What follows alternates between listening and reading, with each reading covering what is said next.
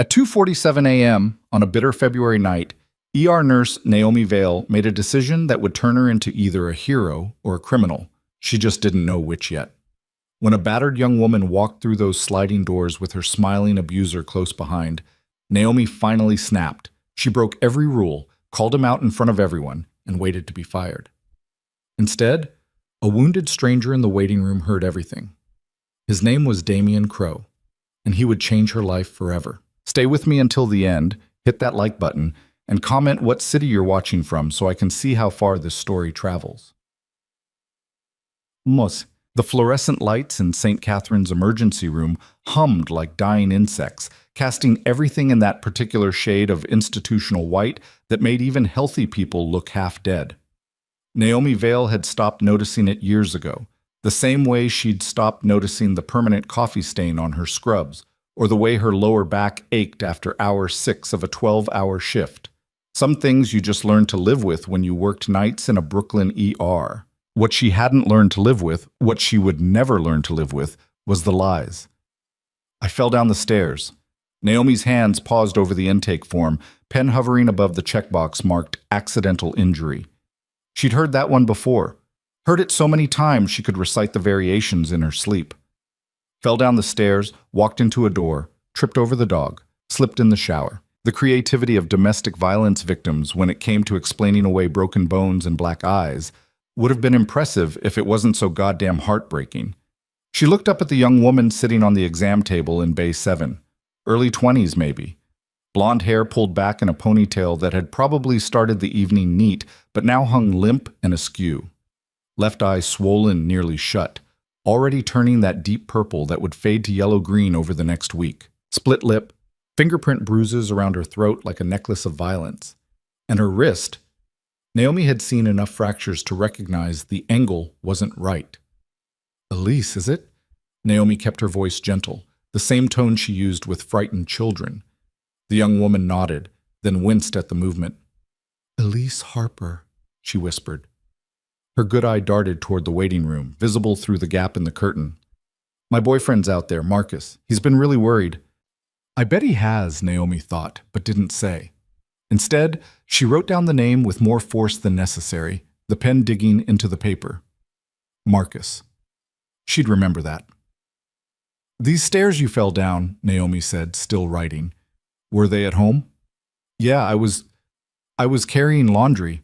Wasn't watching where I was going." The lie came smooth, practiced. This wasn't Elise's first time in an ER. Naomi would bet money on it. Just her first time at St. Catherine's. Uh-huh. Naomi set down the pen and moved closer, gently taking Elise's injured wrist to examine it. The girl flinched at the touch, and something hot and sharp twisted in Naomi's chest.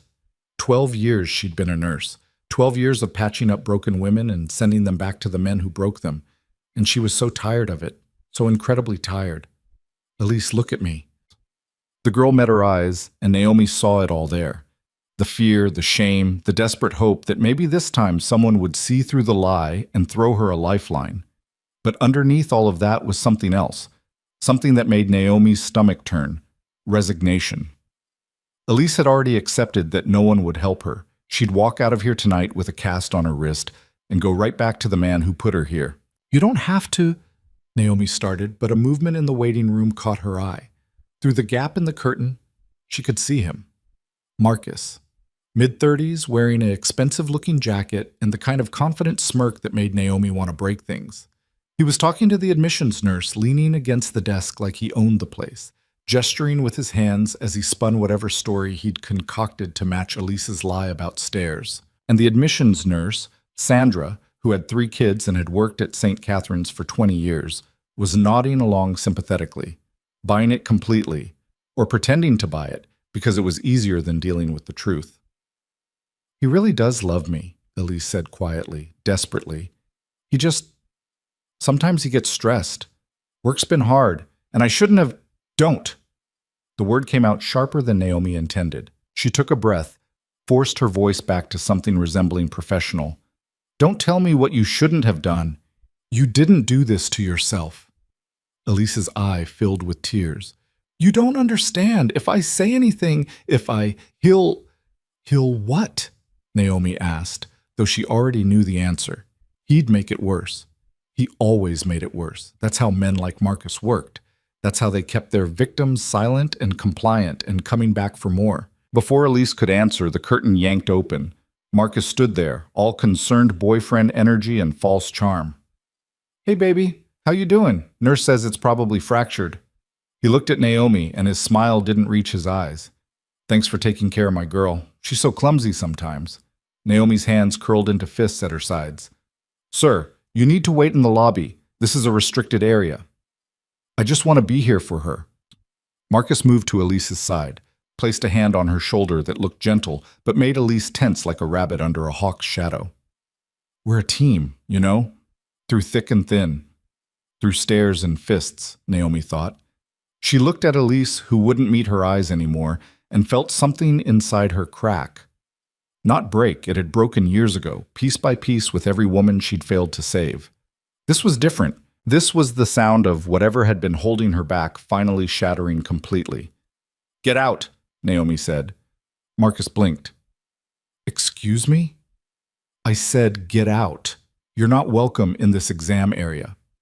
Look, lady, I don't know what you think. I think you put your hands on this woman.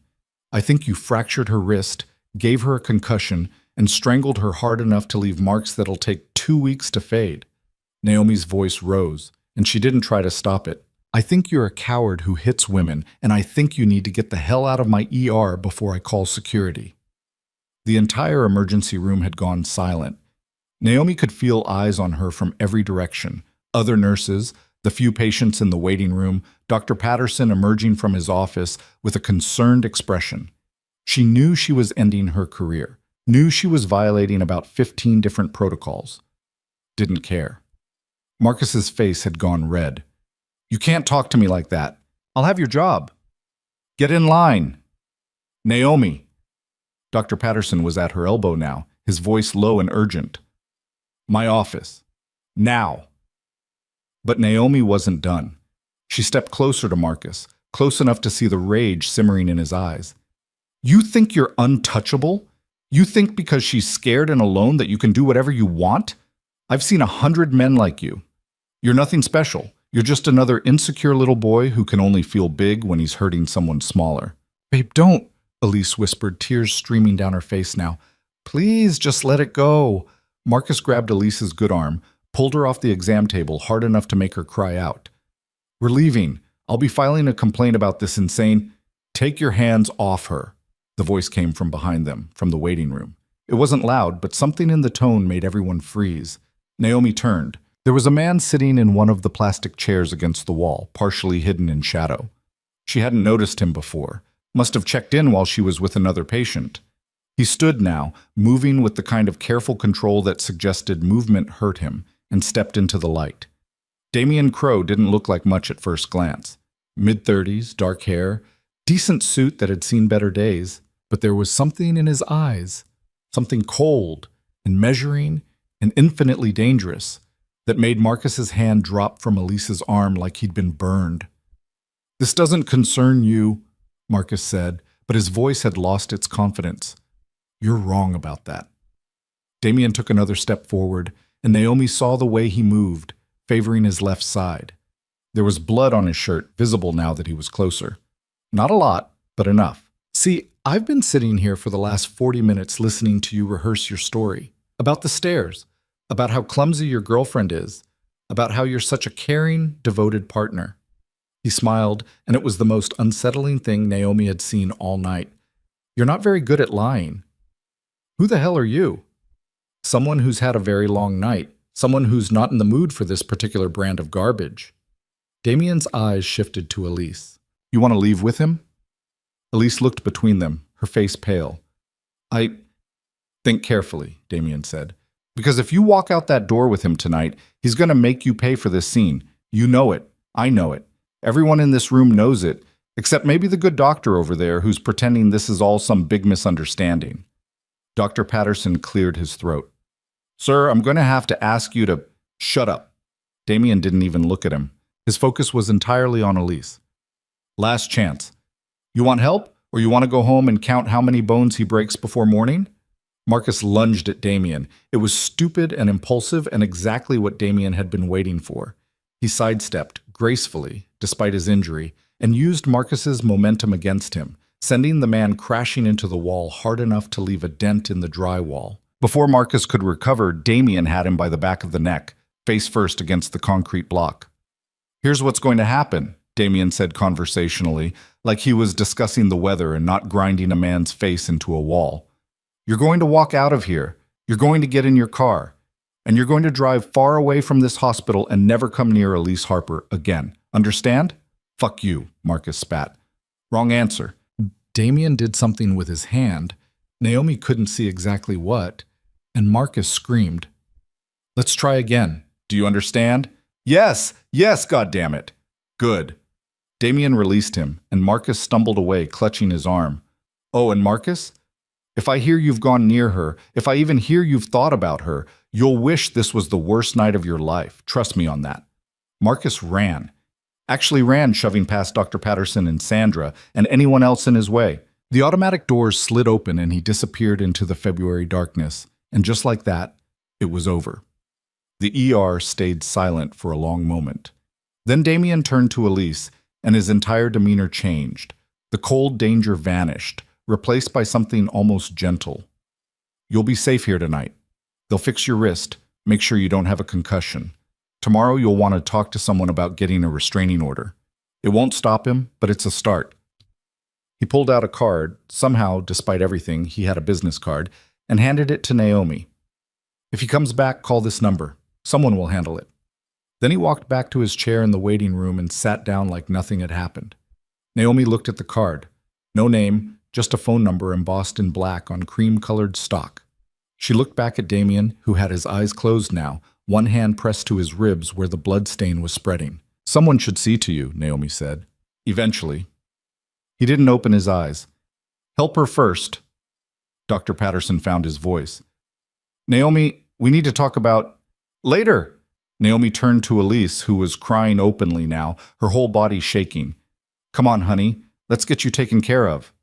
It took 3 hours to set Elise's wrist, run a CT scan to rule out brain bleeding, document her injuries, and convince her to let them call a social worker. By the time Naomi finally had a chance to breathe, it was almost 6 in the morning. The night shift was ending, the day crew filtering in with their coffee and their small talk about kids and weekend plans. Naomi walked back out to the waiting room. Damien was still there, though he'd finally let one of the other nurses look at him. Knife wound, shallow but nasty, along his ribs. Could have been worse. Judging by the way he'd handled Marcus, it probably should have been worse. "You're still here," she said. "Waiting's my favorite part of hospitals." He stood, moving easier now that they'd cleaned and bandaged him. "How is she?" "Stable, scared. The social worker's with her now." "Good."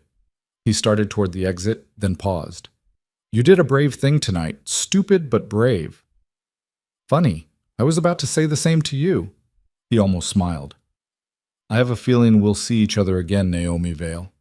He knew her name. She shouldn't have been surprised. It was on her badge. But something about the way he said it made her skin prickle. "How did you get stabbed?" "Long story. Wrong place, wrong time. The usual." "That's not usual for most people." "No," Damien agreed. "I suppose it isn't." He walked out into the gray pre-dawn light, and Naomi watched him go. She looked down at the card still in her pocket, ran her thumb over the embossed numbers. She should throw it away, should forget this whole night happened, should go back to keeping her head down and following the rules and not getting involved. She put the card in her wallet instead. 3 days later, Marcus Chen was arrested for assault. Naomi heard about it from Elise, who called the hospital asking to speak with her specifically.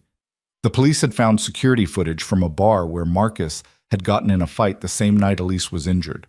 Multiple witnesses, clear evidence. He'd be doing time.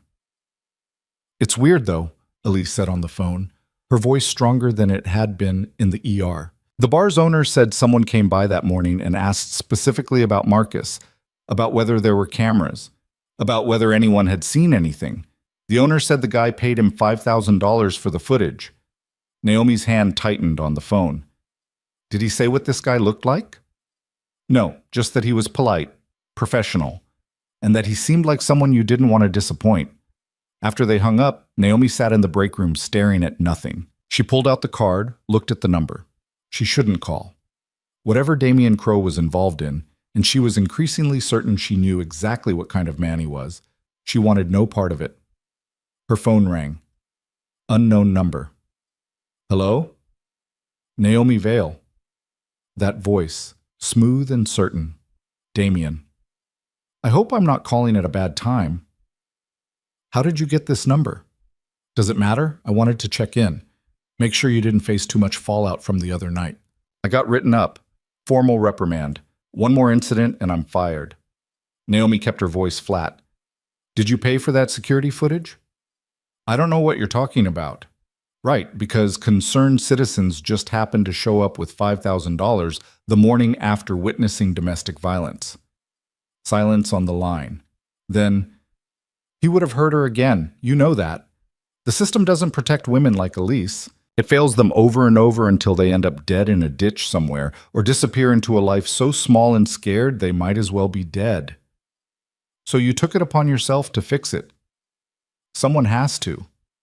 Naomi should hang up, should block this number and burn that card and forget Damien Crowe existed. Instead, she said, "What are you?" A concerned citizen with resources. That's not an answer. It's the one you're going to get. She could hear him moving, the rustle of fabric. I'm calling because I have a proposition for you. I'm not interested in how many women like Elise do you see in a month? 5, 10, 20? Naomi closed her eyes. Too many. And how many of them do you actually help? How many walk out of that ER and into a better life instead of right back into hell? That's not fair. Life isn't fair, but we can be. Damien's voice dropped lower. I can make men like Marcus disappear. Not kill them.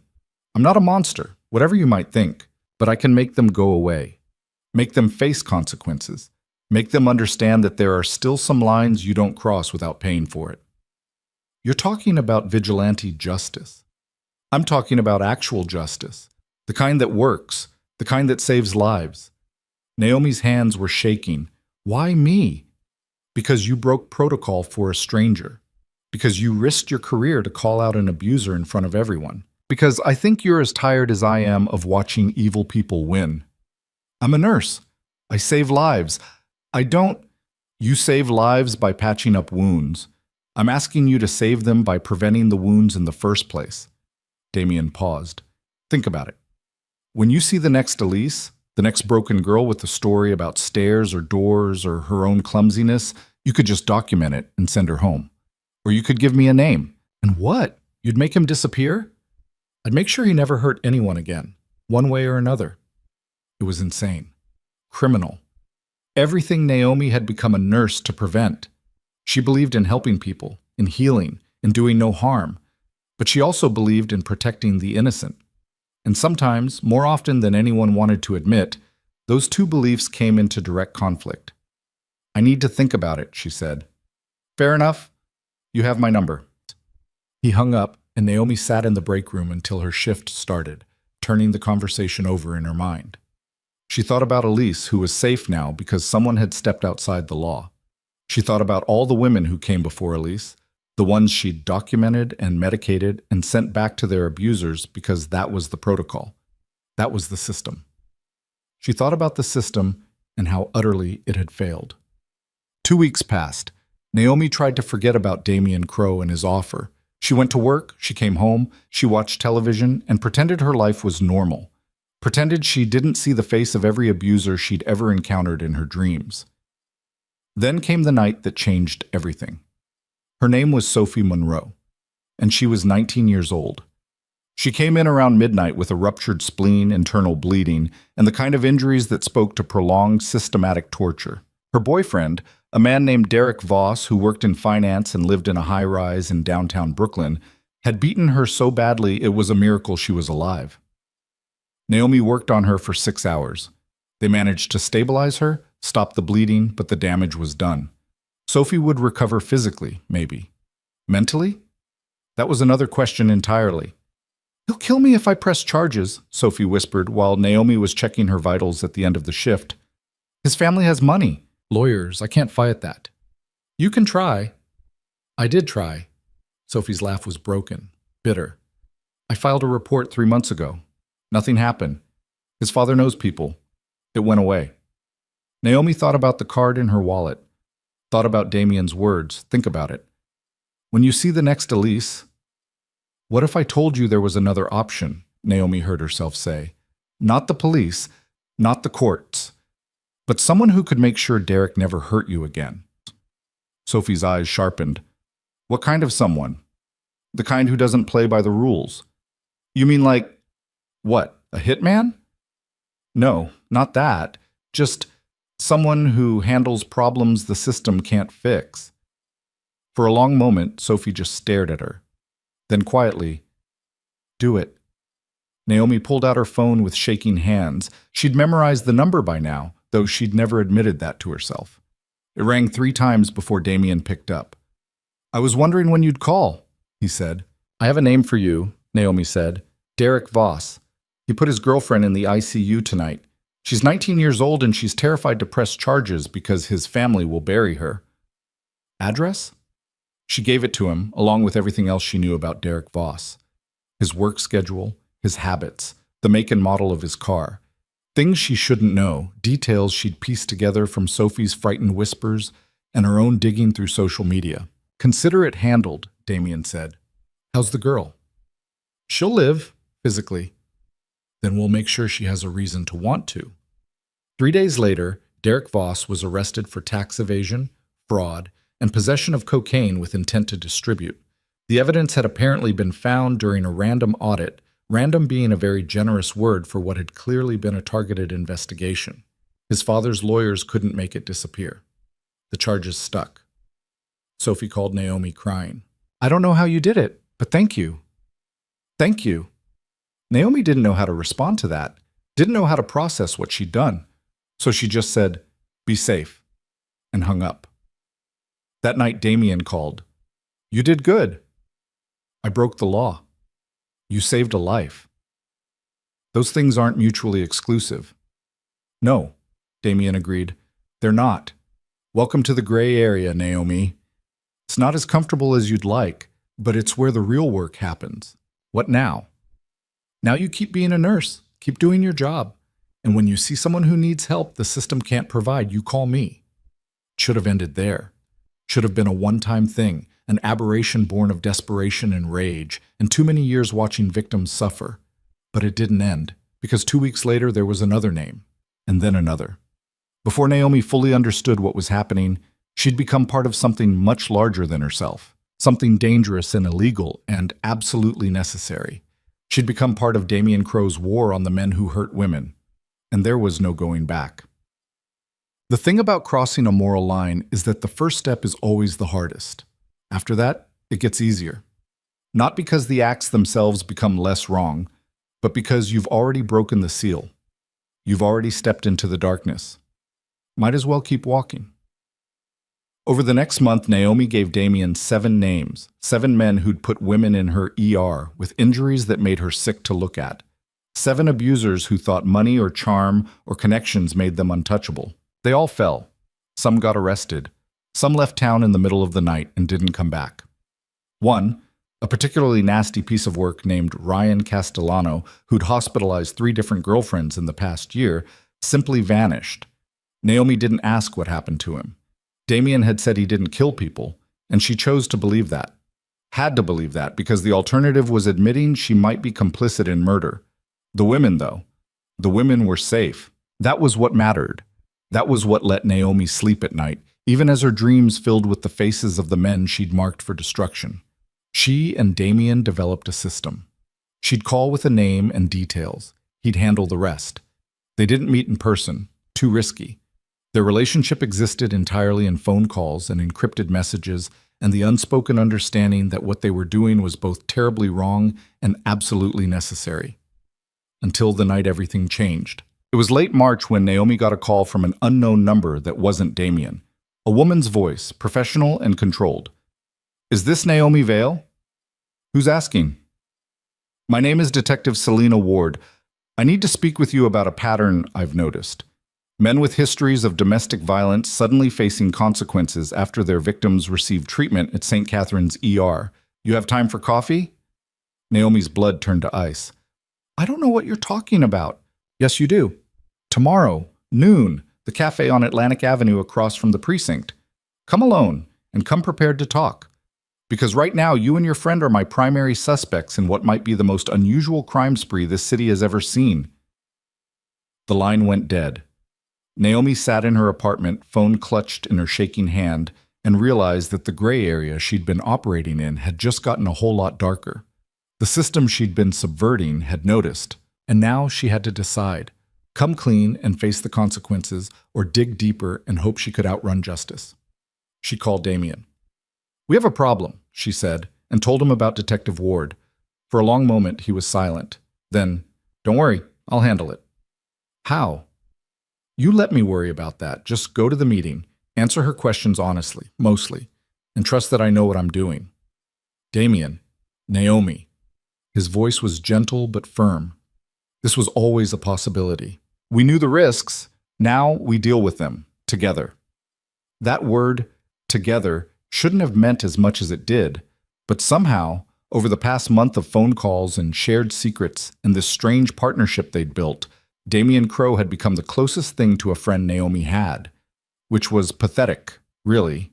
Her best friend was a crime lord she'd never properly met, who might or might not be a murderer, and who dragged her into a conspiracy that could put her in prison for the rest of her life. But he'd also saved more lives in 4 weeks than the entire Brooklyn justice system had saved in 4 years. So there was that. Okay, Naomi said. I'll go. I'll talk to her. And then what? Then we see if Detective Ward is the enemy, or if she's something else entirely. What else could she be?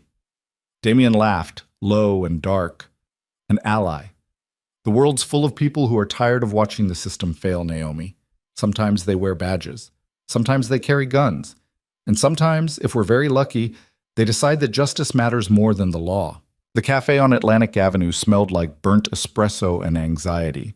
Naomi arrived 10 minutes early, spotted Detective Ward immediately, hard not to when the woman sat with her back to the wall and her eyes on the door like she expected trouble, and seriously considered turning around and walking out. She didn't. Whatever was about to happen, running would only make it worse. Naomi Vale, Ward gestured to the empty chair across from her. Not a question, a statement. She was mid-40s, black, with close-cropped hair, and the kind of tired eyes that came from seeing too much of humanity's worst. Sit. I already ordered you coffee. You take it black, right? How did you, I'm a detective. Detecting is literally my job. Ward pushed a cup across the table. Relax. If I was here to arrest you, we'd be having this conversation in an interview room with your lawyer present. Naomi sat, wrapped her hands around the cup, even though she didn't want the coffee. It gave her something to do with her hands besides fidget.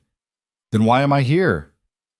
Because over the past 5 weeks, 17 men with documented histories of domestic violence have either been arrested, disappeared, or left New York in what looks suspiciously like fear for their lives. Ward pulled out a tablet, swiped through screens. Want to guess what they all have in common? Naomi's throat went dry. I wouldn't know. Sure you would. Every single one of them put a woman in street, Catherine's ER, between 12 and 72 hours before their lives fell apart. And you, Nurse Vale, treated 14 of those women personally. Ward set the tablet down, fixed Naomi with a look that could have stripped paint. So let's skip the part where you play dumb, and I pretend to believe you. Someone's targeting these men, someone with access to victims. Someone who knows exactly who to hit and when to hit them. That someone is either you or someone you're feeding information to. The smart play was to lawyer up, refuse to answer questions, protect herself. But Naomi thought about Sophie Monroe, who'd called her last week to say she'd enrolled in community college.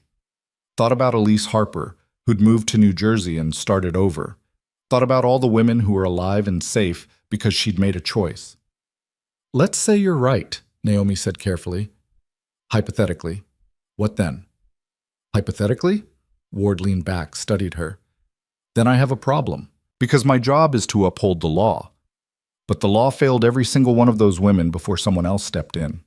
So now I'm sitting here trying to figure out if what's happening is justice or vigilantism, and whether there's actually a difference anymore. That's not an answer. No, it's a question, and I'm asking you to help me answer it. Ward tapped the tablet. Derek Voss. Tax evasion, fraud, cocaine possession. Evidence appeared overnight like magic. His girlfriend had a ruptured spleen from him kicking her repeatedly in the abdomen. The system failed her. Then someone made sure Derek paid anyway. Another tap. Marcus Chen. Bar fight footage that mysteriously surfaced after someone paid $5,000 for it. His girlfriend had a fractured wrist and strangulation marks. System failed her too. Ward's eyes never left Naomi's face. I could go on. The pattern holds. Every single time the system fails, someone makes it right. And I need to know if that someone is trying to help or if they're building a criminal empire using justice as camouflage. Naomi's pulse hammered in her ears. What do you want from me? The truth. Are you working alone or with someone else? And more importantly, Ward leaned forward, voice dropping low. How many of these men actually deserved what happened to them? All of them. The words came out before Naomi could stop them. Every single one put a woman in my ER with injuries that made me want to scream. Broken bones, internal bleeding, burn marks, strangulation. And you know what happened when those women tried to press charges? Nothing. Absolutely nothing. Lawyers made it go away. Judges dismissed it. Victims got too scared to testify. The system you're here representing? It failed them over and over until someone decided to actually do something about it. Ward was quiet for a long moment. Then, so you are working with someone. Naomi's hands tightened on the coffee cup. She'd said too much, revealed too much. Damien had told her to answer honestly, mostly, but she'd just admitted to being part of a conspiracy. I want a lawyer. Relax, I'm not recording this, not building a case. Ward sighed, and suddenly she looked older, more tired. 3 years ago, my sister was beaten to death by her husband. Restraining order, police reports, calls to 911, none of it mattered. He walked into her apartment one night and killed her while their daughter hid in the closet. He got 12 years, served 4, got out on good behavior, and immediately started dating someone new. As far as I know, he hasn't touched her. Yet. She met Naomi's eyes. So when I see a pattern of abusers facing real consequences for once in their miserable lives, part of me wants to pin a medal on whoever's making it happen. The other part knows that vigilante justice is a door we can't walk through without destroying everything the law is supposed to stand for. The law already destroyed itself, Naomi said quietly. It just took us a while to notice. Maybe. Ward picked up her own coffee, drank, made a face. Here's where we are. I know you're involved. I know someone with serious resources is making these men disappear or face consequences. I can build a case, get warrants, bring down whoever's running this operation, or I can look the other way, accidentally lose track of the pattern, fail to connect the dots. Ward's jaw tightened. But if I do that, I need to know it's not going to escalate. No bodies, no murders, no crossing lines that can't be uncrossed. Can you promise me that? Naomi thought about Damien, about the cold calculation in his eyes when he dealt with Marcus, about Ryan Castellano, who'd vanished without a trace. I can't make that promise for someone else. Then introduce me. Let me talk to whoever's running this, because right now I'm making a choice that could end my career or save lives, and I need to know which one it is before I commit. That's not my call to make. Then make it someone else's call. Fast. Because my captain noticed the pattern too, and he's not as conflicted about it as I am. You've got 48 hours before this becomes an official investigation. Ward stood, dropped a business card on the table. My personal cell. When your friend decides whether they trust me or not, have them call. She walked out, leaving Naomi alone with cold coffee and a decision that could get her killed. Naomi waited until she was back in her apartment before calling Damien. He answered on the first ring. How'd it go? She knows. Not all of it, but enough. Naomi paced her tiny living room, too wired to sit. She wants to meet you, says she'll look the other way if she can be sure we're not escalating. And if she can't be sure, then we're all going to prison. Damien was quiet for a moment. What's your read on her? I think she's tired of watching the system fail. I think she lost someone to domestic violence, and it broke something in her. And I think she's serious about shutting us down if she decides we've crossed a line.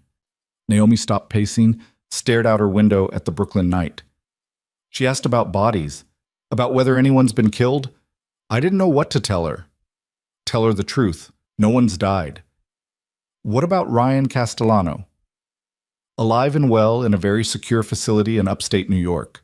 He's spending his days learning what it feels like to be powerless. But he's breathing. They all are. Damien's voice was firm. I told you, Naomi. I'm not a murderer. I'm just someone who makes sure certain men face consequences they've spent their lives avoiding. She wants to meet you, 48 hours. Then I'll meet her, set it up, somewhere public, plenty of witnesses. And Naomi? He paused. Thank you. For trusting me enough to have this conversation instead of running. Where would I run to? You're the only person who understands what we're doing. No, Damien said softly. Detective Ward understands too. That's why she's giving us a chance instead of burning us down. The question is whether we're smart enough to take it. The meeting happened 2 nights later in Prospect Park, near the lake where joggers and dog walkers created a constant flow of witnesses. Naomi arrived first, found a bench with good sight lines. Ward showed up 5 minutes later, alone, wearing jeans and a jacket that couldn't quite hide her shoulder holster. He coming? Ward asked. He said he would. They waited. 15 minutes passed. 20. Naomi was starting to think Damien had changed his mind when he appeared, seeming to materialize from the shadows like he'd been there all along. Detective Ward. He sat down next to Naomi, and she could see the careful way he moved, still favoring his ribs even though the knife wound should have healed by now. I hear you've been investigating my work. Ward studied him with the kind of intensity that probably made suspects confess to crimes they didn't commit. Your work? Interesting way to describe it. What would you call it? I'm still deciding. She crossed her arms. You've got 2 minutes to convince me this isn't going to end with bodies. Talk. Damien didn't hesitate. I run a network, not a large one, maybe a dozen people with various skills. When Naomi or someone else identifies an abuser the system can't or won't touch, we investigate, thoroughly. And when we're certain, absolutely certain, that we have the right target, we make sure they face consequences. Sometimes that's legal consequences. Evidence delivered to the right prosecutor. Witnesses convinced to come forward. Paper trails uncovered. He met Ward's eyes. Sometimes it's less legal. Men encouraged to leave town, threats made, fear instilled. But no one dies. No one disappears permanently. They just learn that there are still some people in this world who'll make them pay for their actions. Ryan Castellano, Ward said. Where is he? A private rehabilitation facility in the Adirondacks. He's learning to manage his anger issues. It'll take years. Against his will? Let's call it strongly encouraged. That's kidnapping. It's justice. Damien's voice hardened. Ryan Castellano hospitalized 3 women in 18 months. The last one lost her spleen. She was 22 years old, and she'll live with the consequences of his violence for the rest of her life. He spent 1 night in jail before his lawyer got him out. So yes, detective, I kidnapped him. I took him somewhere he can't hurt anyone while he learns to be a better human being. And I'd do it again tomorrow if another Ryan Castellano walked into Naomi's ER.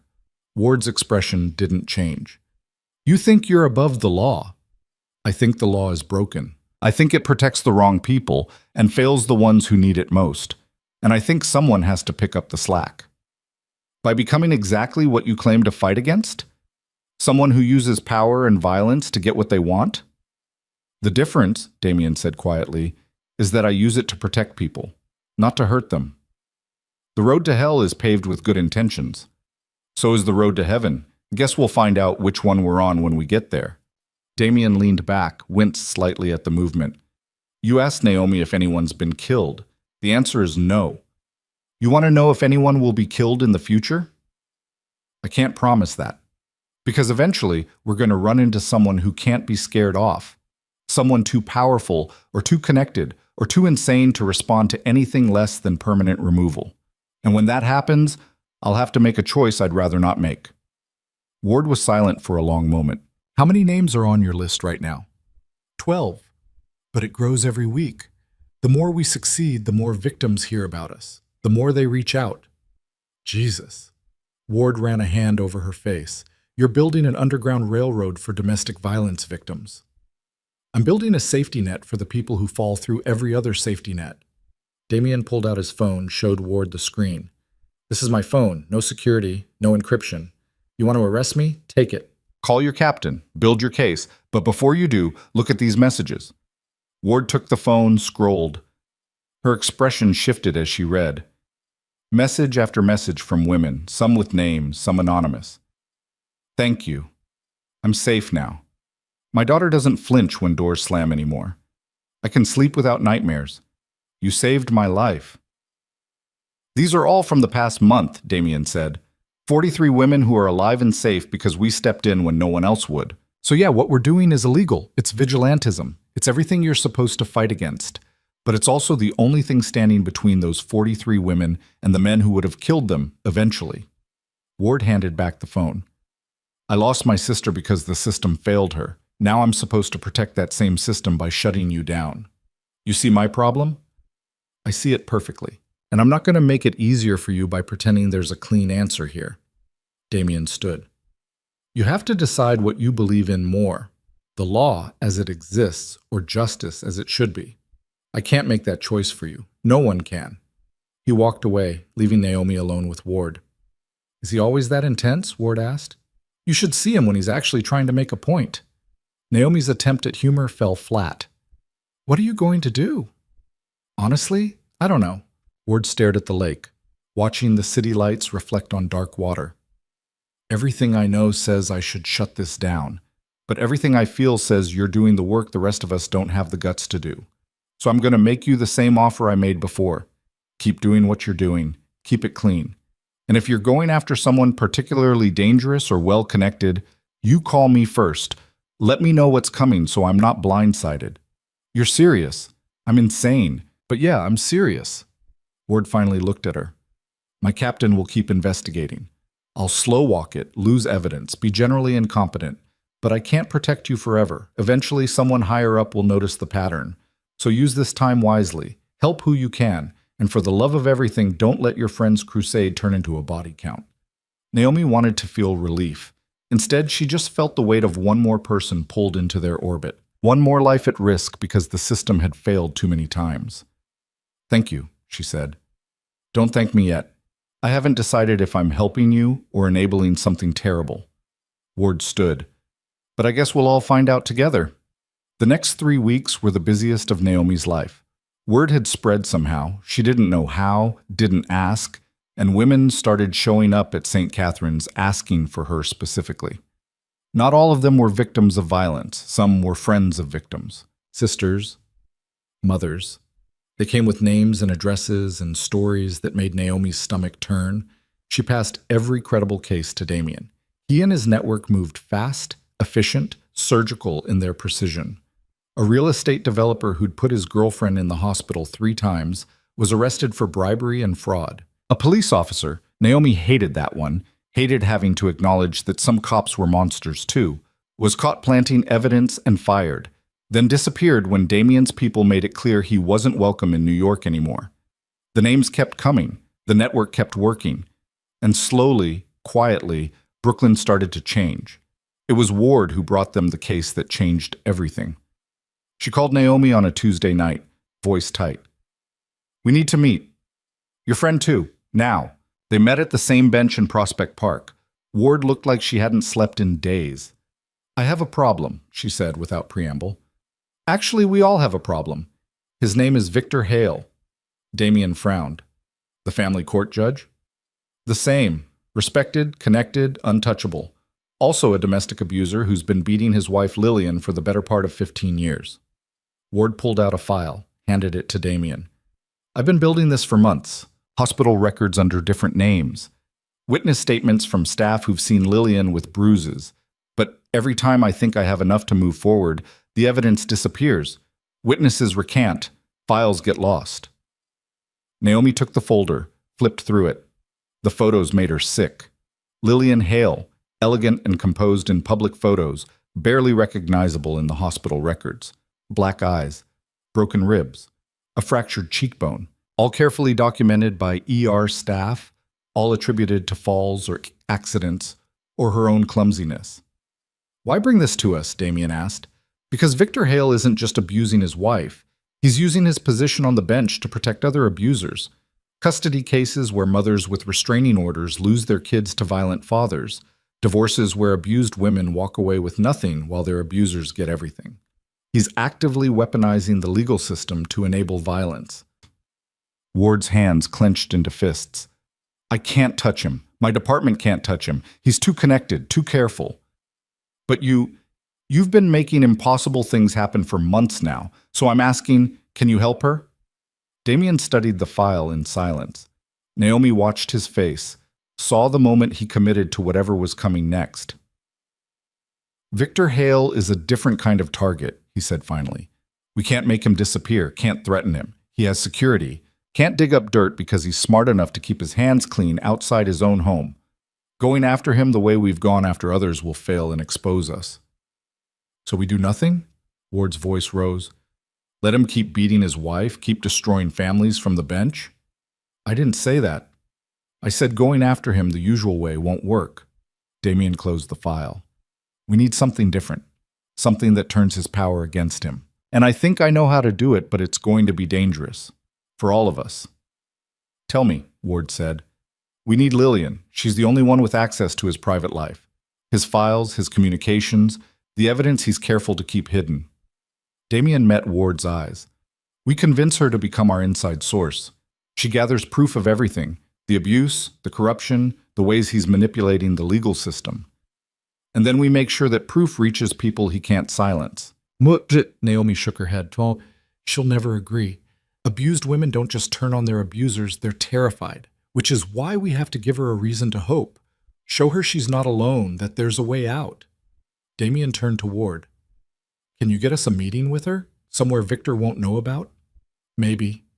She volunteers at a women's shelter on Thursday mornings. I could arrange for her to meet someone there, someone who understands what she's going through. Ward looked at Naomi. Someone like you. The shelter was in Park Slope, housed in an old brownstone that looked like any other building on the tree-lined street. Naomi arrived at 10 a.m., was buzzed inside by a volunteer who looked her over carefully before allowing her past the entrance. Lillian Hale was in the common room, reading to a group of children whose mothers sat nearby with haunted eyes and healing bruises. She was beautiful in that careful, controlled way that came from years of practice. Hair perfectly styled, makeup artfully applied to hide the fading yellow-green of an old bruise along her jaw. Clothes expensive but modest. Everything about her screamed money and status and the kind of polished exterior that hid terrible secrets. Naomi waited until the reading session ended, until Lillian was alone in the small kitchen making tea. Mrs. Hale, my name is Naomi Vale. Detective Ward asked me to speak with you. Lillian's hands stilled on the teapot. I don't know what you're talking about. Yes, you do. The same way I know that bruise on your jaw is from a backhand, not from walking into a cabinet. The same way I know you've been to 6 different hospitals in the past 5 years to avoid creating a pattern. Naomi kept her voice gentle. I'm an ER nurse. I've seen what your husband does to you. For a long moment, Lillian just stood there, perfectly composed. Then her shoulders sagged, and suddenly she looked older, more fragile. Selena shouldn't have sent you. There's nothing anyone can do. There is if you help us. Help you do what? Arrest him?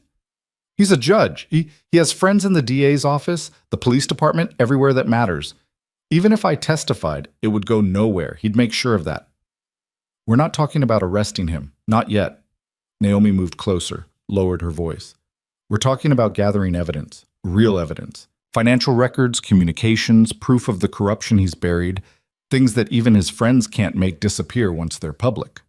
Lillian laughed, but there was no humor in it. You want me to spy on my husband, risk my life to gather information that might not even matter. I want to give you a chance to be free, to make sure he never hurts you or anyone else again. Naomi pulled out her phone, showed Lillian the same messages Damien had shown Ward. These women were all in situations like yours, trapped, terrified, certain there was no way out, and now they're safe because someone helped them. Let us help you. Lillian read the messages, her hand trembling slightly. Who are you people?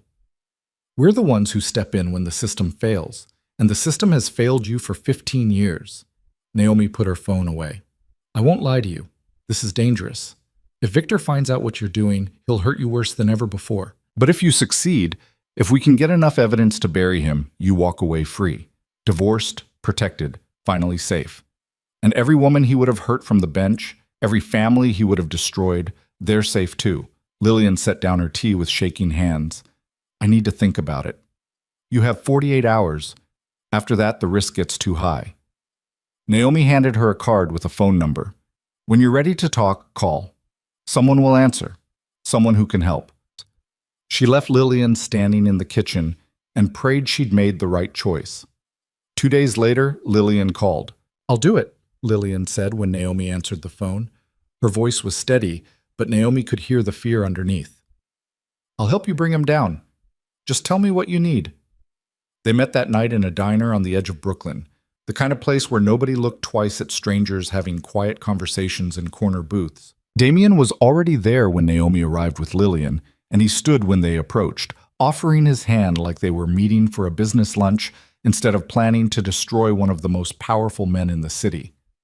Mrs. Hale, thank you for coming. Lillian shook his hand briefly, then slid into the booth. She dressed down, jeans, a plain sweater, hair pulled back, but she still carried herself with the kind of rigid composure that came from years of hiding pain behind perfect posture. Let's skip the pleasantries. What exactly are you asking me to do? Damien didn't waste time. Your husband keeps files. We know he does because men like him always do. Insurance, leverage, proof of the deals he's made, and the people he's protected. Those files are somewhere in your house, probably his home office. We need you to find them and copy everything. That's it? Just walk into his office and steal his secrets? Lillian's laugh was sharp. You make it sound easy. It won't be easy. It'll be the most dangerous thing you've ever done. Damien's eyes were serious. But you have access he doesn't expect you to use. You're invisible to him in the ways that matter. He doesn't see you as a threat. He sees me as property. There's a difference. We'll use that difference. Play the role he expects. The quiet wife who doesn't ask questions. And when he's not looking, you gather everything we need to bury him. Lillian was quiet for a moment, fingers tracing patterns on the table. He has a safe in his office, combination lock, hidden behind a bookshelf. I've seen him open it twice. I might be able to remember the numbers. That's good. That's a start. Well, Damien pulled out a small device, no bigger than a USB drive. This is a data cloner. You plug it into his computer, it copies everything on the hard drive. Takes about 20 minutes. Can you get 20 minutes alone in his office? Thursday nights he plays poker with his friends. Doesn't come home until past midnight. Sometimes later if he's winning. Lillian took the device, turned it over in her hands. What if he has passwords, encryption? Our tech person will handle that once we have the data. Your job is just to get it to us. Damien slid a phone across the table. Burner. Untraceable. You see anything important, you photograph it with this and send it to the number programmed in. Don't use your regular phone. Don't deviate from your normal routine. And if he suspects anything at all, you abort immediately and call Detective Ward. Lillian pocketed both items. How long do we have? As long as it takes. But the faster we move, the less chance he has to realize what's happening. Damien's voice gentlened slightly. I know what I'm asking. I know the risk. If you want to back out, now's the time. I've spent 15 years being afraid of him, hiding bruises, making excuses, pretending my life was normal while he broke me down piece by piece. Lillian met his eyes, and there was steel underneath the fear. I'm done being afraid. I'm done being his victim. So whatever you need, whatever it takes to make sure he pays for everything he's done, I'll do it. Naomi reached across the table, squeezed Lillian's hand. You're not alone in this. We're watching, protecting you. And the moment we have enough, we pull you out. How? Trust us, Damien said. We've done this before. Never with someone this high profile. Never with stakes this high. But we've gotten people out of worse situations. You just have to hold on a little longer. Lillian nodded slowly. Okay. Thursday night then. I'll get you something. She left first, disappearing into the Brooklyn night like a ghost.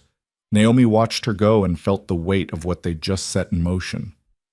She's terrified, Naomi said. She should be. What we're asking her to do could get her killed. Damien finished his coffee, grimaced. But she's also the only chance we have.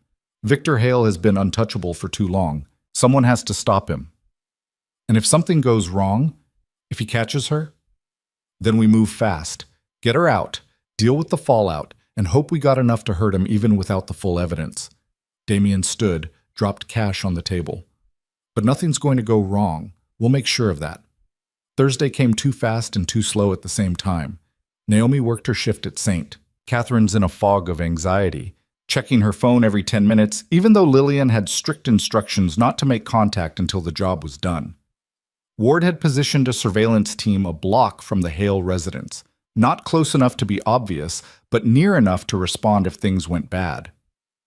At 9 p.m., Naomi's phone buzzed. A text from the burner number. He just left. I'm going in. For the next hour, Naomi paced her apartment and tried not to imagine all the ways this could go wrong. Victor could come home early. The safe could be different than Lillian remembered. The computer could have additional security. 1,000 variables, any one of which could end with Lillian dead or arrested or disappeared into the kind of hell that made her current life look merciful by comparison. At 10:15, another text. Got into the safe. Photographing documents now. Computer copying.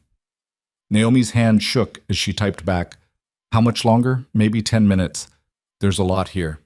More than we thought. Be careful. Don't take risks." Too late for that. The minutes crawled by like hours. Naomi had never been religious, but she found herself bargaining with whatever higher power might be listening. Just keep her safe. Just let this work. Just this once. Let the good guys win. At 10:40, the phone rang. Damien. She's done.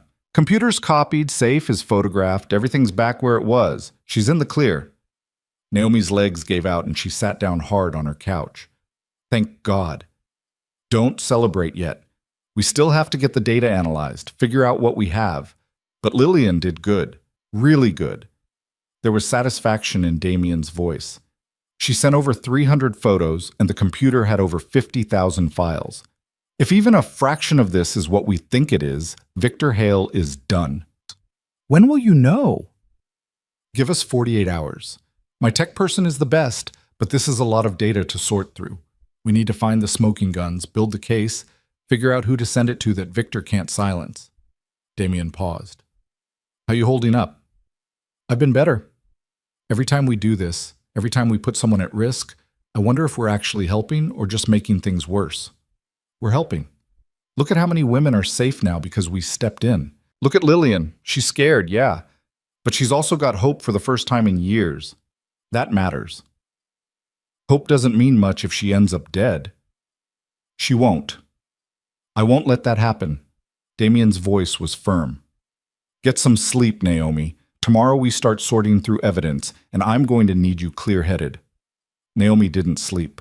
She lay in bed staring at the ceiling and thinking about Lillian Hale alone in that house with a monster, pretending everything was normal while sitting on evidence that could destroy him. The bravery it took to do what she'd done was staggering and terrifying. The next morning, Ward called. We need to meet. Your friend too. I've seen some of the photos Lillian sent, and we have a serious problem. They met at Ward's apartment this time. A small one-bedroom in Crown Heights that was somehow messier than Naomi expected for a cop. Files everywhere, coffee cups on every surface, a cat that glared at them from the kitchen counter like they'd personally offended it. Sorry about the mess, Ward said without sounding particularly sorry. I've been working the Hale case non-stop since we got the data drop. Damien's tech person sent me copies of everything. She gestured to her laptop where a photo was pulled up. This is from Victor's safe. Look at it. Naomi leaned in. The photo showed a ledger, handwritten entries with dates, names, and dollar amounts. It took her a moment to understand what she was seeing, and when she did, her stomach dropped. These are bribes, Ward said. Payments to lawyers, prosecutors, even other judges. Victor's been running a protection racket for abusers across the entire borough. You pay him enough, he makes sure the case goes your way. Custody dispute? He awards the kids to the father, even with a documented history of violence. Divorce settlement? He gives everything to the abuser. Criminal trial? He coordinates with prosecutors to get charges dropped. Damien was studying a different photo on his phone. How many people are implicated here? At least 30. Maybe more once we dig deeper into the financial records. Ward's expression was grim. This isn't just about Victor anymore. This is a conspiracy that reaches into every level of the judicial system. We're talking about judges, lawyers, cops, people who were supposed to protect victims and instead sold them out for cash. So what do we do? Naomi asked. We can't take this to the DA. Half the names in that ledger work in the DA's office. Ward started pacing, and her cat watched with narrowed eyes. We can't trust local PD, can't trust the courts. Hell, I'm not even sure we can trust the FBI. Victor's got friends in federal law enforcement too. Then we go public, Damien said. Bypass the system entirely. Give it to reporters, put it online, make it impossible to bury. That could work, but it also exposes Lillian. The moment this goes public, Victor will know exactly where it came from. She's the only person with access to his safe. Ward stopped pacing. We need to get her out first. Set her up somewhere safe before we blow this wide open. Already working on it. I have a place upstate, secure, off the grid. She can stay there until the dust settles. Damien looked at Naomi. But we need to convince her to leave. Now. Tonight if possible. Because once we start making moves, Victor will figure it out fast. Naomi pulled out her phone, called the burner number. It rang 6 times before Lillian answered, her voice tight and quiet. I can't talk long. He's in the next room. We need you to leave. Pack a bag, tell him you're visiting your sister, anything, but you need to get out of that house tonight. Silence. Then, you found something.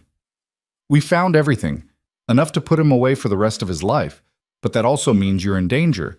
He can't know you're the source until you're somewhere safe. I can't just leave. He'll be suspicious. He watches me, tracks my phone, monitors my credit cards. If I deviate from my routine at all, then we make it look like you're not deviating. You go to the places you normally go. But when you're at the grocery store tomorrow afternoon, you walk out the back exit where someone will be waiting. They'll take you somewhere safe while we handle Victor. This is really happening. Lillian's voice wavered. After all these years, he's actually going to pay. He's going to pay, but only if you get out safely first. Naomi could hear Victor's voice in the background calling for Lillian. Tomorrow, 2 p.m., the grocery store on 5th Avenue. Can you do that? I'll be there. The line went dead. Naomi looked at Damien and Ward. She's in. Good. Damien stood. I'll have my people in place. The moment she's secure, we start releasing the evidence. Multiple news outlets simultaneously, so it can't be contained, and then we wait for Victor's world to collapse. Ward shook her head. You make it sound simple, but men like Victor don't go down without a fight. Even with all this evidence, even with his crimes exposed, he's going to have friends trying to protect him. This could get ugly. It's already ugly, Naomi said. At least now we're fighting back. Friday afternoon, Naomi stood outside the grocery store on 5th Avenue trying to look casual while her heart hammered against her ribs. Ward was half a block away in an unmarked car. Damien was inside the store pretending to shop. 2 of his people, Naomi had never met them, didn't know their names, were positioned at the back exit with a car running. At 2:03, Lillian walked in. She moved like she was being pulled by strings, every step mechanical and careful. She had a shopping list in her hand, a canvas bag over her shoulder. To anyone watching, she was just another woman running errands on a Friday afternoon. Naomi watched her disappear into the store. Waited. Every second felt like an eternity. At 2:15, Damien emerged and gave a small nod. Lillian was out. She was safe. Naomi's phone buzzed, a text from an unknown number. Package delivered. She's asking for you. The safe house was in Westchester, a small cottage on 5 acres of woods that probably looked charming in the summer but felt isolated and slightly ominous in late March. Naomi arrived just after dark, was greeted at the door by a woman in her 40s with close-cropped hair and the kind of watchful eyes that suggested military training. She's in the living room, hasn't said much since we got here. Lillian sat on a worn couch, staring at nothing. She'd changed clothes, someone must have brought her something, and looked smaller somehow, like leaving Victor's house had deflated her. Hey, Naomi said softly. You okay? I don't know. I thought I'd feel relieved, free. But I just feel... Lillian's voice broke. What if this doesn't work? What if he finds a way to make this go away like he makes everything go away? He won't. We have too much evidence, and we're releasing it too widely. Naomi sat beside her. By tomorrow morning, every major news outlet in New York will have copies of those files. The story will be everywhere. And once it's public, there's no covering it up. He'll know it was me. He'll come after me. Let him try. You're protected here, and the moment he makes any move toward you, he'll have every cop in the state looking for him. Naomi took Lillian's hand. You were brave, incredibly brave, and because of you, he's finally going to face consequences. Lillian wiped her eyes. I spent so many years being afraid of him, believing he was untouchable, that no one would ever believe me over him. And now people are actually going to see him for what he is. A monster in expensive suits. More than see him, they're going to make sure he pays. They sat in silence for a while. Outside, night sounds filtered through the windows, wind in the trees, some animal moving through the underbrush. Normal sounds, safe sounds, the kind of peace Lillian probably hadn't felt in 15 years. What happens to me after this? Lillian asked quietly. When it's all over and he's arrested or whatever, where do I go? Anywhere you want. You'll have divorce lawyers, protection, resources. Damien's people will make sure you're set up with a new life if that's what you need. But that's your choice. For the first time in a long time, you get to choose. Lillian nodded slowly. I think I'd like that. Getting to choose. Naomi stayed until Lillian fell asleep on the couch, exhausted from years of fear finally releasing their grip. Then she drove back to Brooklyn, to her apartment, to wait for the storm that was about to break over Victor Hale's carefully constructed life. At 6 a.m. Saturday morning, the story dropped. The New York Times led with it. Family court judge accused of running protection racket for domestic abusers. Within an hour, every news outlet in the city was running versions of the same story. Photos of the ledger, excerpts from emails, testimony from women whose cases Victor had ruled on, who were willing to go on record now that someone had finally exposed him. By noon, federal agents had raided Victor's home and office. By evening, he was under arrest. Naomi watched it unfold on television, on her phone, on every screen she could find. It felt surreal. For so long, she'd been fighting a losing battle against a system that didn't care. And now, finally, the system was working, or at least the system was being forced to work by people who'd operated outside it. Her phone rang. Damien. You watching? Can't stop watching. Naomi's voice was rough. Is this real? Are we really winning?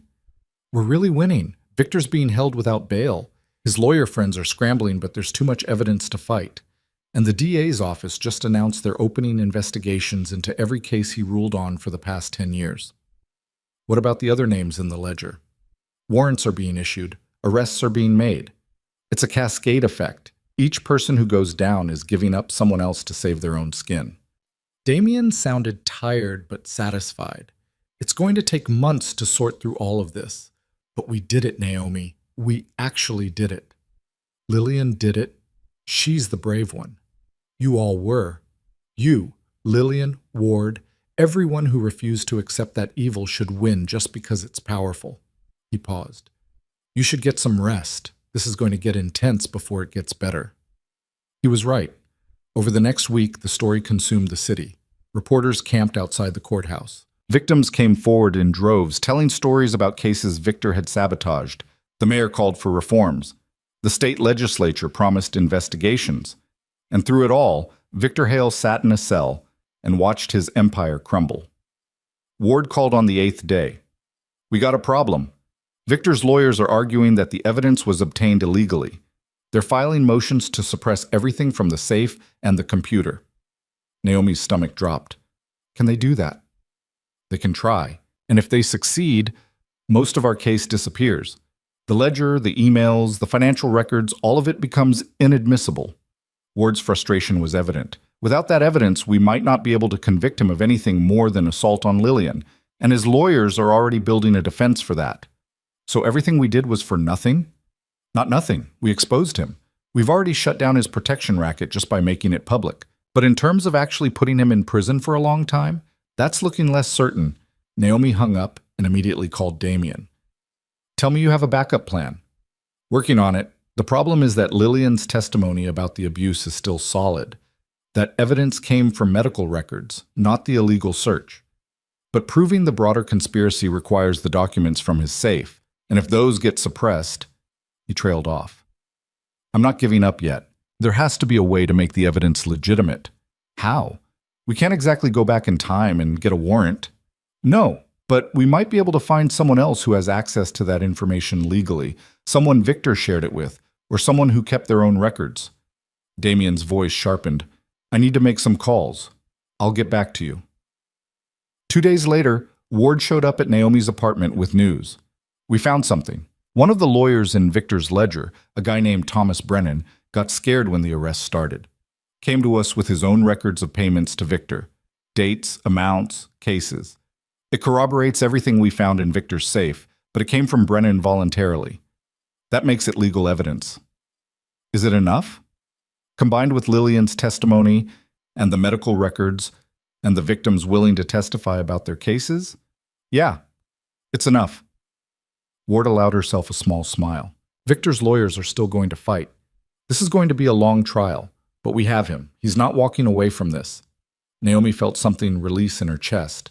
A tension she'd been carrying for so long she'd forgotten it was there. Lillian needs to know. Already told her. She cried for about 20 minutes, then asked if she could testify. Not just about the abuse. About everything. The corruption, the protection racket, the way he destroyed families from the bench. Ward's expression softened. She wants to face him in court. Look him in the eye while she tells the truth. She's stronger than I thought. She's stronger than she thought. That's what happens when you finally realize you're not alone anymore. The trial started in June, and Naomi attended every day she could, sitting in the gallery and watching Victor Hale face consequences for the first time in his life. He looked smaller in the defendant's seat, less imposing without his robes and his power and his carefully controlled courtroom. Lillian testified for 3 days. She was calm, steady, devastating. She described years of abuse in clinical detail, showed the jury photos of her injuries, explained how Victor had used his position to shield himself and others from accountability. And through it all, she never looked away from him. On the 3rd day, Victor's lawyer tried to shake her during cross-examination. Mrs. Hale, isn't it true that you stayed with my client for 15 years of your own free will? No. You weren't imprisoned. You could have left at any time. That's not how abuse works. He made sure I had nowhere to go, no money of my own, no support system. And he made it clear that if I tried to leave, he'd destroy me. Lillian's voice was steady. You don't understand what it's like to be that afraid. To know that the person who's supposed to love you is the most dangerous person in your world. But you did eventually leave. In fact, you left to provide evidence against him. That sounds like someone with agency, not a victim. I left because someone finally showed me I could, because people I'd never met decided I was worth saving. Lillian looked directly at the jury. Your client is very good at making people feel worthless and alone, but I'm not alone anymore, and I'm not afraid of him anymore. That's why I can sit here and tell you the truth. The jury deliberated for 6 hours. When they came back, their verdict was unanimous on all counts: conspiracy, bribery, witness tampering, obstruction of justice, assault. The list went on. Victor Hale was sentenced to 35 years in federal prison. Naomi watched him being led away in handcuffs and felt a complicated mix of emotions. Satisfaction? Yes. Relief? Absolutely. But also a strange sense of hollowness, like now that this particular battle was over, she didn't know what to do with herself. Outside the courthouse, reporters swarmed. Lillian gave a brief statement about justice and accountability and hope for other victims. Ward stood beside her, professional and composed, giving nothing away about her own role in bringing Victor down. Damien was nowhere to be seen. He never was when cameras were around. Later that night, he called Naomi. How you feeling? Honestly? I don't know. We won. We actually won. But I keep thinking about all the women who suffered before we stopped him. All the years he got away with it. You can't save everyone. You can only save the ones you can reach. Damien's voice was quiet. But we reached a lot of people, Naomi. Not just Lillian. Every woman whose case Victor sabotaged gets a chance for a new hearing now. Every abuser he protected is being investigated. The ripple effects of this are going to last for years. Is it enough? It's never enough. There will always be more people who need help, more predators who think they're untouchable, more systems that fail the people they're supposed to protect. He paused. But we proved something. We proved that even the most powerful abusers can fall. That justice is possible if you're willing to fight for it. That matters. Naomi thought the hard part was over. She was wrong. Victor's conviction sent shockwaves through Brooklyn's legal community, and not all of them were positive. Within a week of the verdict, 3 of the lawyers named in his ledger had fled the state. 2 prosecutors resigned. A district court judge was found dead in his apartment from what the police were calling a suicide, though Ward had her doubts. "People are scared," Ward said when she stopped by St. Catherine's during Naomi's shift. Victor kept records on everyone. Names, dates, payments, and now that he's going away for 35 years, they're all wondering who else is going to get exposed. Good. Let them be scared. Naomi was checking inventory in the supply closet, counting syringes with more force than necessary. They should have thought about that before they helped him destroy people's lives. I'm not disagreeing, but scared people do desperate things. And some of them know who helped bring Victor down. Ward leaned against the doorframe. You need to be careful. Lillian, too. Just because Victor's in prison doesn't mean his friends have given up. Are you saying we're in danger? I'm saying stay alert. Watch your back. Don't go anywhere alone if you can help it. Ward's phone buzzed, and she checked it, frowned. I have to go. Press conference about the investigation. But I mean it, Naomi. Be careful. Naomi tried to take the warning seriously, but after months of operating in the shadows, being told to watch her back felt almost quaint. She'd been in danger since the night she first called Damien. This was just a new variation on the same theme. She finished her shift, drove home through the summer twilight, parked in her usual spot behind her apartment building. The neighborhood was quiet, familiar. She'd lived here for 6 years and knew every crack in the sidewalk, every flickering streetlight.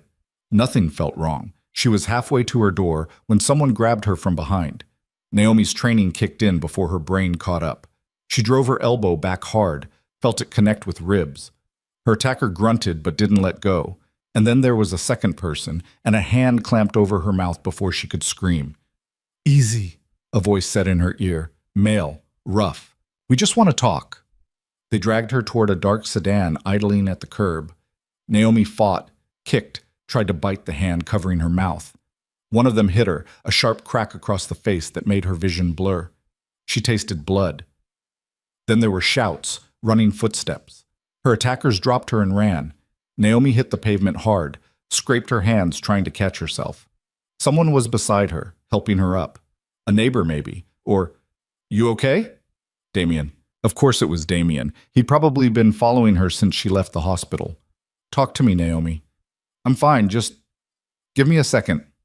Her lip was bleeding, her face throbbed where she'd been hit. Who were they? Friends of Victor's would be my guess. Come on, you're not staying here tonight, not until we figure out who sent them. He got her into his car, a nondescript black sedan that probably cost more than she made in a year, and drove. Naomi held a tissue to her bleeding lip and tried to process what had just happened.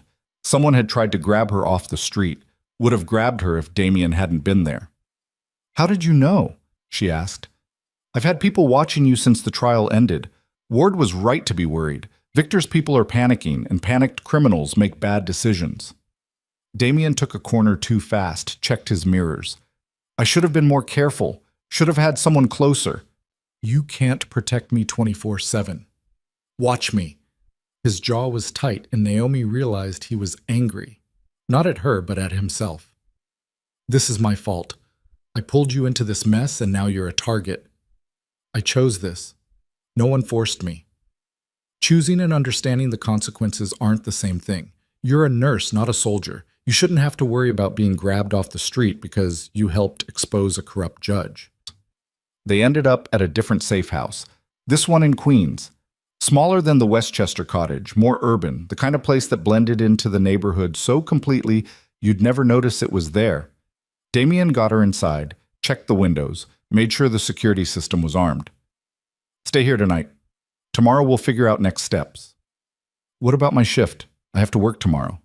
"Call in sick, take a few days, let things cool down."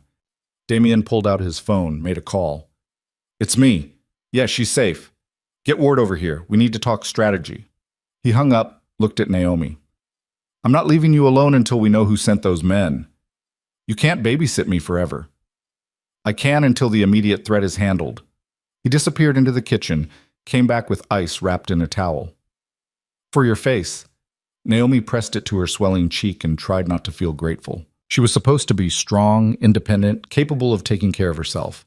But right now, having Damien here felt like the only thing keeping her from falling apart completely. Ward arrived 20 minutes later with Lillian in tow. Lillian looked better than she had during the trial, healthier, more color in her face, less of that brittle tension that came from years of abuse. But her eyes went wide when she saw Naomi's injuries. What happened? Someone tried to grab me outside my apartment. Damien stopped them. Naomi lowered the ice pack. I'm fine. You're not fine. You're bleeding and bruised, and someone just tried to kidnap you. Lillian sat down hard on the couch. This is because of me. Because I testified. This is because Victor Hale spent 15 years building a criminal empire and we tore it down. The consequences were always going to be messy. Ward pulled out her tablet, started taking notes. Did you get a look at them? 2 men, both white, 30s or 40s. One had a scar on his neck, dark sedan, couldn't see the plates. Naomi tried to remember more details, but everything after the first grab was a blur of panic and pain. They said they wanted to talk. They wanted to scare you, make you recant your involvement or disappear or both. Ward typed rapidly. I'll put out a description, see if anyone matching it has ties to Victor or the other indicted officials. But Naomi, you need to think seriously about protective custody. No. Be reasonable. These people know where you live, where you work, and putting me in protective custody won't change that. It'll just make me a prisoner in a different way. Naomi set down the ice pack. I've spent the last 6 months helping women escape their prisons. I'm not going to lock myself in one now. Damien had been quiet during this exchange, but now he spoke up. She doesn't need protective custody. She needs protection. That's different. You can't guard her every second of every day, Ward said. No, but I can make sure she's never alone and vulnerable, and I can send a message to whoever tried this that there will be consequences. Damien's voice had gone cold again, that dangerous edge Naomi remembered from the night in the ER. They came after one of ours. That requires a response. What kind of response? Lillian asked nervously. The kind that makes sure it doesn't happen again. Ward shook her head. I can't condone vigilante retaliation. Then don't. Look the other way like you've been doing for months. Damien stood, started pacing. Victor's people think they can intimidate us into silence. They think we're weak because we operate outside the system. We need to show them they're wrong. By doing what? Beating up random attackers? That's not going to solve anything. No, but finding out who sent them and making an example will. Damien stopped pacing, looked at Ward. You want this to stop? You want Naomi and Lillian and everyone else who helped bring Victor down to be safe? Then we need to finish what we started, root out the rest of his network, show them that attacking us has consequences. Naomi listened to them argue and felt a strange detachment, like she was watching the scene from outside herself. She'd known this would get dangerous, had accepted that risk when she made her first call to Damien, but knowing intellectually that you might be in danger and actually being grabbed off the street were very different things. I need air, she said, standing abruptly. Damien was at her side immediately. I'll come with you. I'm just going to the backyard. You can watch from the window if you're that worried. The backyard was small, mostly concrete with a few struggling plants in pots. Naomi sat on the back steps and looked up at the city sky, hazy with light pollution. She could hear traffic from the street, voices from neighboring apartments. Normal sounds. The world going on like nothing had happened. The door opened behind her. Lillian, not Damien. Mind if I join you? Naomi shrugged, and Lillian sat beside her on the steps. When I first left Victor, I kept waiting for him to find me. Every car that drove past, every knock on the door, I was certain it was him coming to drag me back. Or worse. Lillian hugged her knees. It took me weeks to realize I was actually safe, that he couldn't touch me anymore, that the people protecting me were serious about keeping me alive. How did you handle it? The fear? I didn't. Not really. I just kept moving forward because going back wasn't an option. And eventually the fear became background noise instead of the only thing I could hear. Lillian looked at her. You saved my life, you know. You and Damien and Detective Ward. If you hadn't shown me there was a way out, I'd still be in that house, still pretending everything was fine while he broke me down piece by piece. So whatever you're feeling right now, fear, anger, regret, just remember that you did something impossibly brave. And sometimes brave people get targeted because of it. But that's supposed to make me feel better? No, it's supposed to remind you why you started this in the first place. Because the system was broken and someone had to fix it, and you were willing to be that someone. They sat in silence for a while. Eventually, Damien came out, handed them both bottles of water. Ward's coordinating with her people. They're going to put extra patrols around your apartment. Watch for the sedan. He sat on the step below them. And I've got feelers out in the community. Someone will know who those men were. And when you find out, Naomi asked, then we have a conversation about boundaries and consequences. You mean you threaten them? I mean, I make it clear that attacking people under my protection is a mistake they won't get to make twice. Damien drank his water.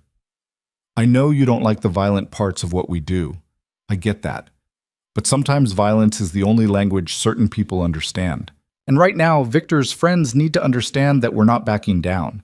Naomi wanted to argue, wanted to say there had to be another way. But she thought about those hands grabbing her, that moment of pure terror when she realized she was being dragged toward a car and no one was coming to help. She thought about how it would have ended if Damien hadn't been there. Okay, she said quietly. Do what you have to do. Just try not to kill anyone. That's always the plan. By morning, Damien had a name, Michael Russo, enforcer for hire with connections to 3 of the lawyers in Victor's ledger. He'd been paid $5,000 to grab Naomi and deliver her to an abandoned warehouse in Red Hook, where someone, Damien's sources didn't know who, was waiting. Waiting to do what? Naomi asked. They were in the safe house kitchen, drinking coffee that tasted like it had been made yesterday. Ward had left hours ago to coordinate with her department. Lillian was asleep upstairs. Nothing good, probably interrogation. Find out what other evidence we have, who else is involved. Maybe kill you and make it look like an accident. Damien said it matter-of-factly, like he was discussing the weather. Russo's not the brains, he's just muscle, but he can lead us to whoever hired him. How? We ask nicely. Damien's version of asking nicely involved 3 of his people cornering Russo in a parking garage in Brooklyn Heights. Naomi wasn't there. Damien had insisted she stay at the safe house, but he called her afterward to report. Russo gave up his employer in about 5 minutes. Turns out threats of violence are much more effective when the person making them has a reputation for following through. There was satisfaction in Damien's voice. The man who hired him is named Gerald Moss. He's a defense attorney, was on Victor's payroll for years. Apparently he's worried that when the feds finish going through Victor's records, they're going to find evidence that Moss helped him threaten witnesses. So he decided to threaten new witnesses first. Sound logic. Criminals aren't usually known for their strategic thinking. Anyway, Moss is about to have a very bad day. I've already forwarded everything Russo told us to Ward. She'll handle the arrest. What about Russo? Russo is going to spend some time thinking about his life choices in a very uncomfortable location. When we're sure he's not going to try anything else, we'll let him go with a warning. A warning that sounds a lot like a threat. Semantics. Damien paused. You should be able to go home in a few days, once Moss is in custody and we're sure there aren't any other immediate threats. Think you can handle staying put until then? Naomi looked around the safe house living room. It was clean, functional, utterly impersonal. The kind of place you stayed when you were hiding from something. Do I have a choice? You always have a choice. But some choices are smarter than others. Then I guess I'm staying put. Gerald Moss was arrested that afternoon. Ward called to tell Naomi personally. He tried to run, made it about 3 blocks before my people caught him. Ward sounded tired but grimly satisfied. He's already asking for a deal, wants to give up everyone he knows in exchange for reduced charges. Will you give him one? Depends on what he has to offer, but Yeah, probably. We need to map out the full extent of Victor's network, and Moss can help with that. Ward's voice softened slightly. How you holding up? I've been better. Damien says I can go home in a few days. Good. I'll make sure Patrol keeps an eye on your building. And Naomi? I know this has been hard, scary. But you did the right thing. All of this, the arrests, the investigations, the cleanup, it's happening because you and Damien refused to accept that Victor was untouchable. That matters. After she hung up, Naomi sat with those words. It matters. She wanted to believe that. Wanted to believe that the fear and danger and constant looking over her shoulder were worth it. But right now, sitting in a safe house because someone had tried to kidnap her, it was hard to feel like anything mattered beyond survival. Lillian found her an hour later, still sitting in the same spot. You look how I felt 3 months ago. Like the weight of everything just hit you all at once. Is that normal? I think it's inevitable. You can only operate on adrenaline and righteous anger for so long before the reality sets in. And the reality is that we went to war with some very dangerous people, and wars have casualties. You think we made a mistake? No. Lillian sat across from her. I think we did something necessary and difficult, and the consequences are hard to live with. But the alternative, doing nothing, letting Victor and people like him keep destroying lives, that was worse. We chose the lesser evil. That doesn't make it easy, but it makes it right. You sound like Damien. He's not wrong about everything, just about most things. Lillian smiled slightly. He called me earlier, said he's planning something and wanted to know if I'd be interested in helping. Planning what? Wouldn't say. But he mentioned something about making sure this doesn't happen again, that other women have somewhere to turn when the system fails them. Lillian leaned forward. I think he wants to build something more permanent than what we've been doing. Something organized, legal, or at least legal-ish. Naomi considered that. For months, they'd been operating in the shadows, reactive rather than proactive, responding to crises as they happened. But what if they could create something that prevented the crises in the first place? Something that gave women options before their situations became desperate? Did he give you any details? Not yet. But he wants to meet. You, me, Ward. Talk about next steps. Lillian stood. I know you're tired. I know you probably want to go back to your normal life and forget any of this happened, but I don't think you will. I think you're like me. Once you've seen what's possible, once you know you can actually make a difference, you can't go back to pretending you don't know. She was right. Naomi knew she was right. Even now, exhausted and scared and sitting in a safe house with a bruised face, she couldn't imagine going back to just being a nurse, just documenting injuries and sending women back to their abusers. She'd crossed a line months ago, and there was no uncrossing it. Okay, Naomi said. I'll meet with him, hear what he has to say, but I'm not making any promises. That's all he'll ask for. 3 days later, Naomi went home. Damien's people swept her apartment first, checked for bugs or anything suspicious. They found nothing, but that didn't stop Naomi from jumping at every sound for the first few nights. The meeting happened the following week at Ward's apartment. The cat was still hostile, the coffee still terrible. Ward had cleared space on her table, covered it with papers and files, and what looked like the beginnings of a business plan. Okay, she said when everyone was settled. Here's the situation. We took down Victor. We're systematically dismantling his network. The city's talking about judicial reforms. Everything we worked for is actually happening. But in the process, we exposed a hole in the system that's bigger than any of us realized. There are thousands of women in this city who need help that the official channels can't or won't provide. And right now, we're the only ones filling that gap. So what are you proposing? Naomi asked. I'm proposing we make it official. Create an organization, a foundation maybe, that provides resources to domestic violence victims. Legal help, relocation assistance, safe housing, everything we've been doing in the shadows, but legitimate, above board, so people don't have to know a crime lord to get help. Damien smiled at that. I prefer the term independent contractor. You're a crime lord, own it. Ward pulled out a folder.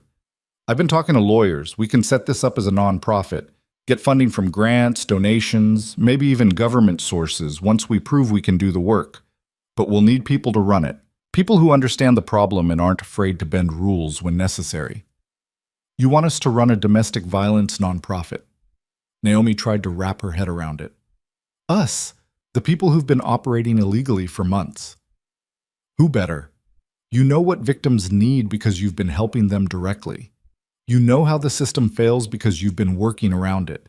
And you have connections, she looked pointedly at Damien, that can help in situations where legal options don't exist. Lillian was studying the papers on the table. This could actually work if we do it right. Keep the legitimate side legitimate, but maintain the ability to help people who fall through the cracks. That's the idea. Two parallel operations, one that's completely by the book, that gets us credibility and funding and official support, and one that remains quiet, that handles the cases we can't touch legally. Ward looked at each of them in turn. But I need to know you're all in, because this only works if we're unified, if we trust each other completely. Naomi thought about the past 6 months, the fear, the danger, the constant moral gymnastics of trying to do good through illegal means. She thought about Elise Harper, safe in New Jersey, about Sophie Monroe in community college, about Lillian Hale, free for the first time in 15 years, about the 43 women Damien had mentioned, all alive because someone had stepped in when the system failed. I'm in, she said, but I have conditions. No more kidnappings, no more threatening people unless it's absolutely necessary, and we make a genuine effort to work within the law whenever possible. Agreed, Damien said immediately. The goal was never to be criminals. It was to help people. If we can do that legally, we should. I want oversight, Lillian added. Someone outside our group who can review cases, make sure we're not crossing lines we shouldn't cross. Keep us honest. Ward nodded. I can arrange that. Someone from the DA's office who understands what we're trying to do. Maybe someone from victim services. Then I'm in too, Lillian said. They all looked at Damien. He'd been the one driving this from the beginning, the one who'd pulled them all into his orbit. Without him, none of this would exist. But he'd also been the most willing to operate in the gray areas, the one most comfortable with violence and threats. I built my life around protecting people the system ignored, he said quietly. If we can build something that does that work better, cleaner, without requiring everyone involved to become criminals, yeah, I'm in. Completely. Ward allowed herself a real smile. Then we're doing this. We're building something that actually helps people, something that lasts. Over the next month, they worked to make it real. Ward handled the legal paperwork, establishing the foundation as a legitimate nonprofit. Lillian used her connections, people who'd been horrified by Victor's crimes and wanted to help, to secure initial funding. Damien provided the seed money and found them office space in a building he owned in Brooklyn. And Naomi kept working at St. Catherine's because they needed someone on the ground who could identify women in crisis. They named it the Haven Black Foundation. Haven for the shelter it would provide. Black for the darkness they were trying to fight. It was a little dramatic, maybe a little obvious, but it felt right. The official opening happened in August, 3 months after Victor's conviction. They'd renovated 2 floors of the Brooklyn building into offices, consultation rooms, and temporary housing for women who needed immediate refuge. There was a legal clinic staffed by pro bono lawyers, a counseling center, a job placement program. All the services that should have existed all along but somehow never did. The media covered it extensively. The foundation that rose from the ashes of Brooklyn's biggest judicial corruption scandal. Ward gave interviews about the need for better victim services. Lillian spoke about her own experience and the importance of giving women options.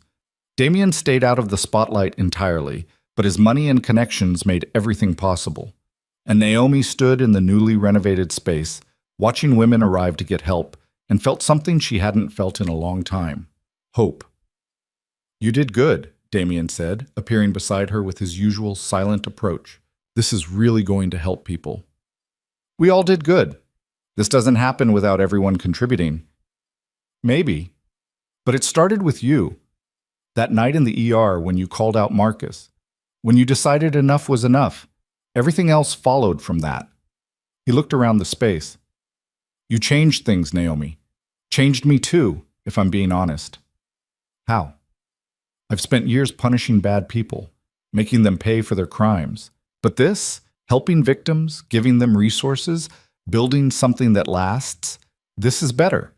This actually prevents the harm instead of just responding to it afterward. Damien smiled. Turns out I'm better at building than destroying. Who knew?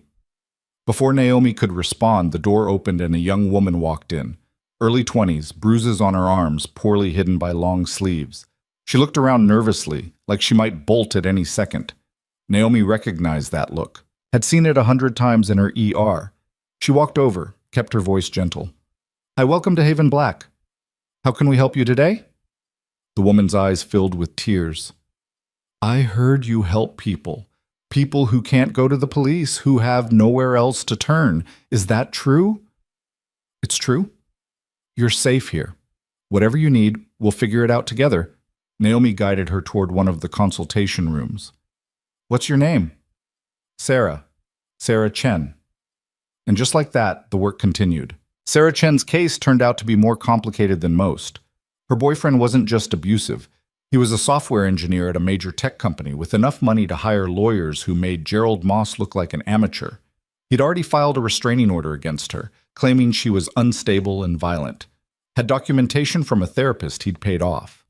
Had witnesses who'd swear she was the aggressor. It's a classic Darvo, Ward explained during their team meeting 3 days after Sarah walked through the door. Deny, attack, reverse, victim, and offender. He's painting himself as the real victim before she can even tell her story. Naomi looked at the file Ward had compiled. Screenshots of text messages where Sarah's boyfriend threatened her. Hospital records from 2 visits under a fake name. Photos Sarah had taken of her injuries, hidden on a cloud account he didn't know about. It was all there, but none of it would matter in court if his lawyers got to it first. So what do we do? Lillian asked. She'd taken on a bigger role at Haven Black over the past few months, handling intake and counseling while Naomi managed the day-to-day operations. We can't let him win, not after everything she's been through. We fight dirty, Damien said. He was leaning against the wall of the conference room, arms crossed. His lawyers think they're the only ones who know how to manipulate the system. We prove them wrong. Ward shook her head. We're supposed to be legitimate now, working within the law, remember? I said we'd try to work within the law. This situation requires something different. Damien pulled out his phone, scrolled through something. Sarah's boyfriend has been sloppy. Lots of digital communication, emails, texts, dating app messages to other women while he was with Sarah. We get a forensic tech person to pull all of that, present it as evidence of his character. Meanwhile, we find his therapist and make it clear that lying in court has consequences. That's still threatening people, Naomi pointed out. No, it's educating them about the legal ramifications of perjury. Completely different. Damien's smile was sharp. Look, we knew there would be cases that couldn't be handled purely through official channels. Sarah's is one of them. Her boyfriend has too much money, too many connections. If we play by the rules he's already rigged, we lose. And she loses. So we bend the rules just enough to level the field. Naomi hated that he was right. Hated that even with the foundation up and running, even with all their legitimate resources, sometimes the only way to win was to fight as dirty as the other side. But she thought about Sarah, hiding in the temporary housing upstairs because she was terrified her boyfriend would find her. Thought about the way Sarah flinched every time a door opened too fast. Okay, Naomi said, we do it, but carefully. And if there's any legal way to achieve the same result, we take it. Agreed. Damien was already making calls, coordinating with his tech people and investigators. Within 48 hours, they had everything they needed. Sarah's boyfriend, it turned out, had been running a catfish scheme on 3 different dating apps while simultaneously dating Sarah. Had promised each woman he was single, available, looking for something serious.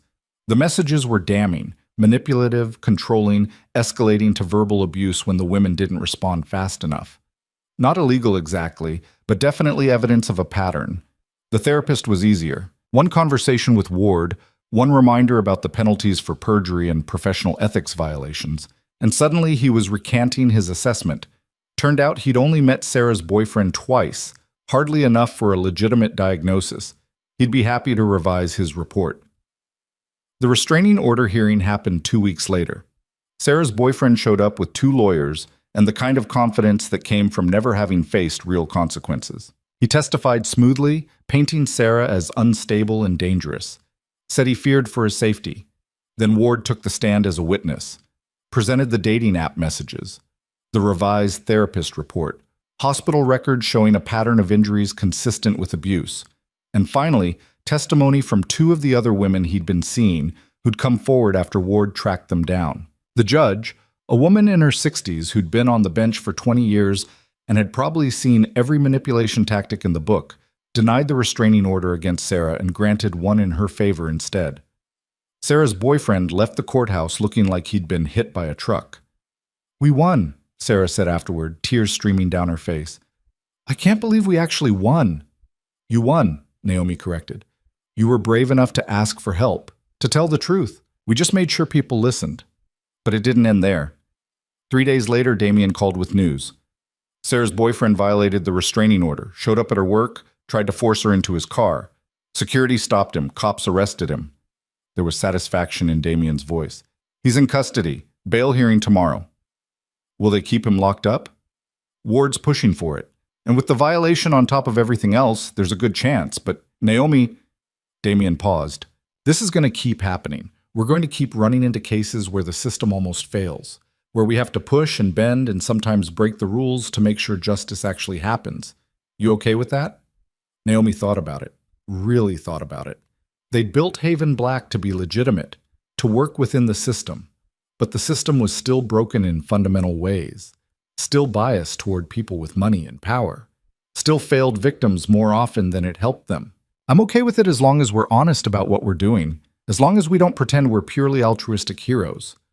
We're doing necessary work, but we're not saints." She heard Damien's soft laugh.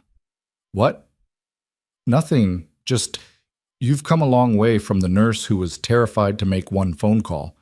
Now you're comfortable with moral ambiguity." "I'm not comfortable with it. I've just accepted it's necessary. There's a difference." "Fair enough." Sarah's boyfriend got 6 months for violating the restraining order. Sarah got a job through Haven Black's employment program, moved into an apartment in a different borough, started therapy. 6 months after walking into the foundation terrified and alone, she walked back in to volunteer. "I want to help other women the way you helped me," she told Naomi. "I want to be the person who tells them it gets better, that they can escape, that there are people who will fight for them." It became a pattern. Women they helped came back to help others. The foundation grew not just in size but in capability. They hired more counselors, more lawyers, expanded the temporary housing, created job training programs and financial literacy classes. Everything that might give a woman the tools to rebuild her life after escaping abuse. And quietly, in parallel, Damien's network continued to operate, handling the cases that couldn't be resolved legally. The abusers who were too connected to touch through official channels. The situations where the only option was to make someone disappear or face consequences outside the courtroom. Naomi tried not to think too hard about that side of things. Tried to focus on the legitimate work, the women they were helping through legal means, but she couldn't pretend it didn't exist. Couldn't pretend that sometimes the only reason they succeeded was because Damien was willing to do things she wouldn't. It was an uneasy balance, but it worked. A year after the foundation opened, they held an anniversary event. Media coverage, speeches from victims they'd helped, donations from supporters who believed in their work. The mayor showed up, the police commissioner, even a few judges who wanted to be seen supporting domestic violence prevention. Naomi stood on the stage and looked out at the crowd. She saw Sarah Chen talking to another young woman who looked terrified but hopeful. Saw Elise Harper, who traveled from New Jersey just for this event. Saw dozens of faces she recognized from intake meetings and counseling sessions and emergency calls in the middle of the night. "A year ago, Haven Black didn't exist," Naomi said into the microphone. Her voice shook slightly, but she pushed through. "A year ago, these women had nowhere to turn. The system had failed them. Their communities had failed them. They were alone and scared and certain there was no way out. But today, because of this foundation and everyone who supports it, they have options, they have resources, they have hope." The applause was loud, genuine. Naomi stepped back and let Lillian take over, talking about the expansion plans and new programs they were developing. Ward spoke next about the importance of collaboration between law enforcement and victim services. Everything was polished, professional, exactly what a legitimate nonprofit should look like. Damien, predictably, was nowhere to be seen. He'd funded the event, coordinated security, made sure everything ran smoothly, but he stayed in the shadows where he belonged, letting others take the credit for work he'd made possible. After the event, Naomi found him on the roof of the building, looking out over Brooklyn. "You should have been up there. This is as much your achievement as anyone's." "No, this is yours and Ward's and Lillian's. I just provided resources." Damien turned to face her. "Besides, my presence would raise questions. People would start digging into who I am, what I do. Better for everyone if I stay invisible." "You're not invisible. Everyone who works here knows who you are, what you've done. That's different. They know because they need to know.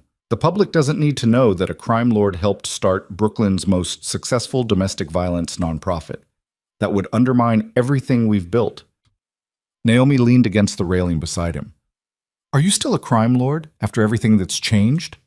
Damien considered the question. "I still have my network, still handle situations that require extra-legal solutions. But I'm more selective now. More focused on cases where we can actually help people instead of just punishing bad actors. So maybe I'm evolving, becoming something different. A crime lord with a conscience. Something like that." He smiled. "You know what the best part of all this is? It's sustainable. We don't have to keep operating like we're at war because we built something that can handle most situations legally. The shadow work is becoming the exception instead of the rule. That was always the goal." "Was it?" "Because for a while there, it felt like the goal was just burning down everything corrupt.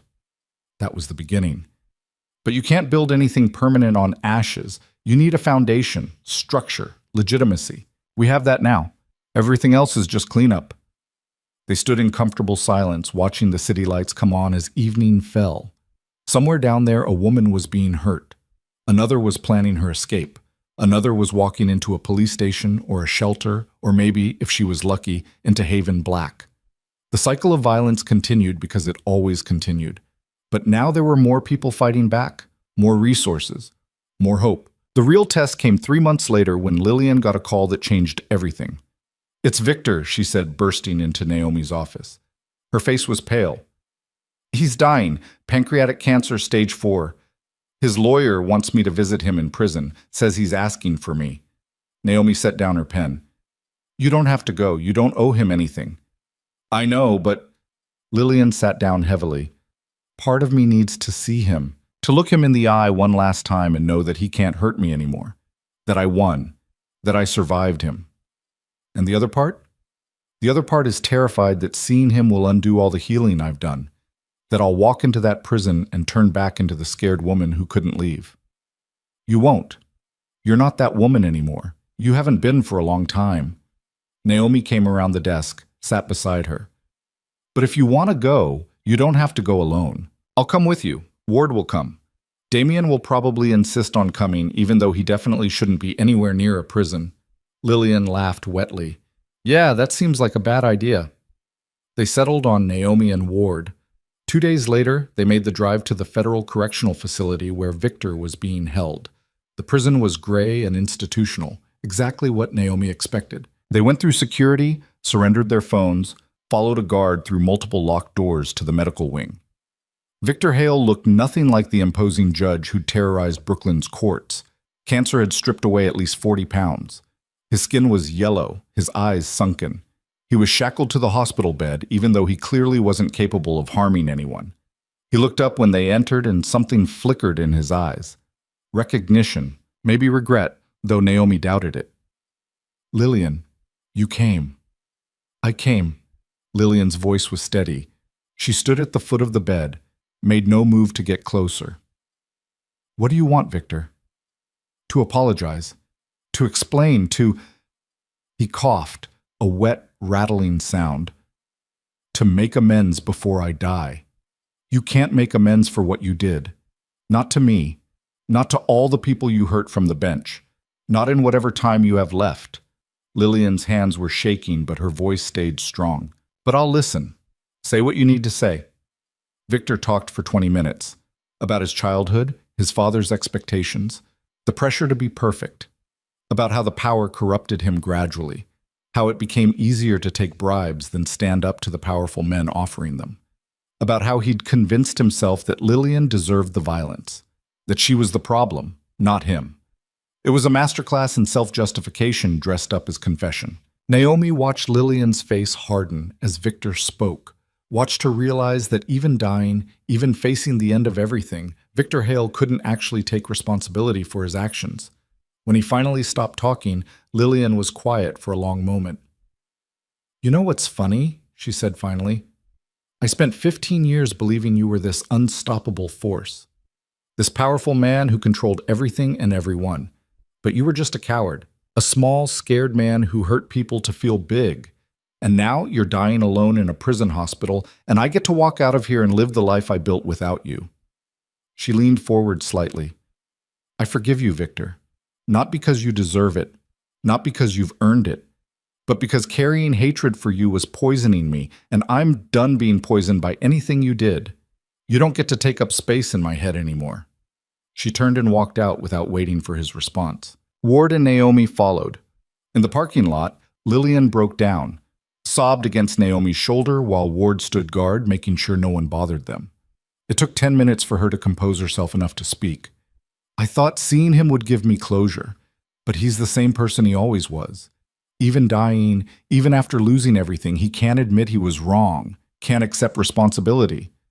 "Some people can't," Ward said gently. "Their egos won't let them. But you gave yourself closure anyway. You looked him in the eye and told him the truth, that he doesn't matter anymore, that you survived him. That's more than most victims ever get to do." "She's right," Naomi added. "You won, Lillian, completely. And he knows it." Victor Hale died 6 weeks later. The news made minor headlines. Disgraced judge dies in prison, corruption scandal remembered, victims speak out about justice finally being served. Lillian didn't attend the funeral, didn't acknowledge his death publicly at all. She just kept working at Haven Black, kept helping other women escape their own versions of Victor. The foundation continued to grow. By year 2, they'd helped over 300 women. By year 3, that number doubled. They opened a second location in Queens, started talking about expansion to other boroughs. The model worked. The combination of legitimate services and quietly effective shadow operations meant they could handle almost any situation. Naomi eventually left her position at St. Catherine's to work at Haven Black full-time. It was the right choice, even though she missed the ER sometimes. Missed the immediate satisfaction of fixing someone's broken bone or stopping their bleeding. But this work, helping women rebuild entire lives, was more meaningful in the long run. Ward got promoted to lieutenant, which gave her more resources and more ability to coordinate with Haven Black officially. She became the Foundation's liaison with law enforcement, the person who made sure they stayed on the right side of most lines while knowing when to look the other way. And Damien gradually transformed from crime lord to philanthropist. It happened so slowly that Naomi almost didn't notice, but one day she realized he hadn't threatened anyone in months, hadn't needed to. The reputation he'd built, combined with the legitimate power of the Foundation, was enough to make most abusers think twice. "You've gone soft," she teased him one afternoon in the Foundation office. "I prefer strategically evolved. Sounds better on a resume." Damien was reviewing financial reports, making sure their funding remained stable. "But yeah, maybe I have. Turns out building things is more satisfying than tearing them down. Who knew?" "I knew. I told you that 2 years ago." "You did? I should listen to you more often." He set down the reports. "We're doing good work here, Naomi. Real, lasting good. The kind that changes systems instead of just responding to failures. I'm proud of that. Proud of us." "Me too." The real measure of their success came in small moments. Sarah Chen graduating from paralegal school and joining Haven Black's legal team. Elise Harper sending photos of her new apartment in New Jersey, thriving in a life free from violence. Anonymous donations from women they'd helped, passing forward the support they'd received. And then there were the women who never made headlines. The ones whose stories would never be told publicly, but who walked into Haven Black terrified and walked out with hope. Those were the victories that mattered most. 5 years after that first night in the ER, Naomi sat in her office at Haven Black and answered the phone. "This is Naomi Vale. Hi, I heard you help people who don't know where else to turn." The voice was young, scared, familiar in its fear. My name is Rachel. My boyfriend, he hurt me, and I'm afraid he's going to do it again. Can you help? Naomi pulled up a blank intake form, reached for her pen. Yes, we can absolutely help. Tell me what's going on. As Rachel talked, Naomi typed notes and thought about everything that had led to this moment. A drunk boyfriend in an ER, a decision to speak up instead of staying silent, a phone call to a dangerous stranger, months of operating in the shadows before building something legitimate and lasting. It hadn't been clean, hadn't been easy. They'd broken laws, bent rules, done things that would have gotten them arrested if anyone in power had decided to look too closely. But they'd also saved lives, hundreds of them, and they'd built something that would keep saving lives long after they were gone. Okay, Rachel, Naomi said when the woman finished talking. Here's what we're going to do. First, we get you somewhere safe. I have a room available in our temporary housing. Can you get to our office in Brooklyn? I think so. He's at work right now. I could leave. Good. Pack a bag. Just essentials. Don't bring anything traceable. And Rachel, you're going to be okay. I promise. We've helped hundreds of women in your situation, and we're going to help you too. After she hung up, Naomi called Damien. We have a new intake.